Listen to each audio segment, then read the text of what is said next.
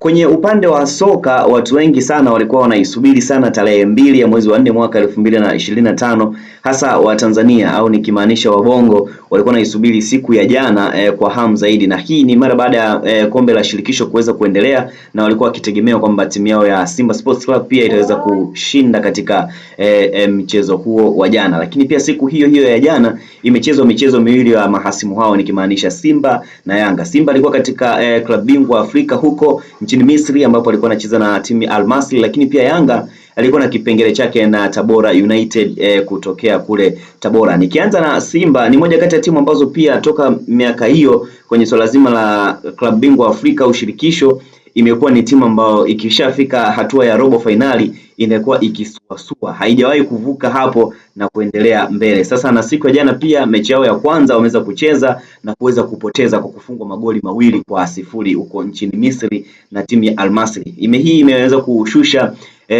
ule muamko wa mashabiki wengi zaidi kutokana na mechi hiyo, ingawa kuna mechi ya marudiano ambayo itachezwa hapa Tanzania Stadium Benjamin Mkapa, ndipo ambapo mechi hiyo itaweza kurudiwa na itaonekana hapo ndio sasa nani na nani ambaye anaweza kwenda robo finali. Simba imeweza kupoteza, matumaini yao ni moja tu, wamebaki na mechi moja ambayo watakuja kucheza hapa nyumbani. Je, watashinda kwa ukubwa huo ambao wenzao wamewashinda huko kwao au vitu vingine vitakuwa vinaendelea? Lakini pia tukiachana na story hiyo, tukibaki na story pia ya Yanga, ikumbuke kwamba mwaka jana Yanga aliweza kucheza na Tabora United na aliweza kupoteza magoli 3 akiwa pale Azam Complex Chamazi, na watu wengi wakawa wanasubiri sana kwamba Yanga msimu huu imekuwaje, kwa sababu kwa kipindi kile ilifungwa mfululizo, alipigwa na Azam lakini pia akaja akapigwa na Tabora United, so mwendo wake ukawa ni mbaya sana. Sasa siku ya jana pia Yanga ameweza kucheza mechi ya marudiano akiwa kule Tabora wanaojiita nyuki wa Tabora, na ameweza kushinda magoli 3-0, na magoli hayo 3,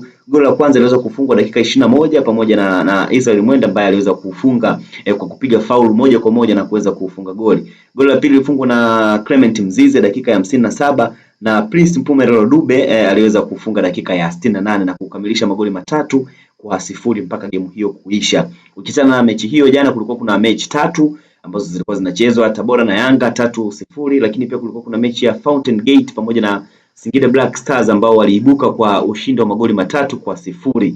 So Singida alikuwa ugenini lakini akampiga Fountain Gate Manyara Babati magoli hayo 3-0. Lakini pia KMC alikuwa nyumbani pale Mwenge na kumfunga Tanzania Prison magoli 3-2. Inaonekana kama mechi ilikuwa ni ngumu sana hii. 3-2 sio mchezo, lakini pia KMC alikuwa nyumbani, aliweza kujitutumua na kuweza kufanikisha kushinda. Lakini magoli ya Fountain Gate pamoja na Singida Black Stars ni Soa dakika 30 ambayo aliweza kufunga, lakini pia Asiski ambaye alifunga dakika ya 56, na goli la mwisho lilifungwa na Kienke dakika ya 71. Kwenye mechi ya KMC na Tanzania Prison, Chirundo dakika 42, lakini pia Ibrahim aliweza kufunga dakika ya 55, lakini pia Chanongo aliweza kufunga dakika ya 64 na kusababisha kutoka kwa mabao 2-3 na KMC akiongoza kutokea hapo. Sisi ni Sawasawa Digital, endelea kutufuatilia kwenye updates zote za mitandao